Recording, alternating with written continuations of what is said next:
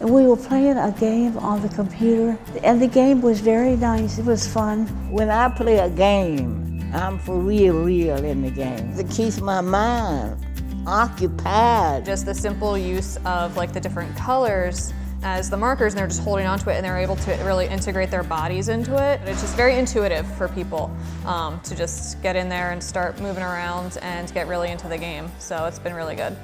It's a very good way to integrate technology in with our therapy services, and also just really gives you another tool in your arsenal to really help engage patients. It helps a lot with your coordination and the balance too, really. Oh, I think it's a big help.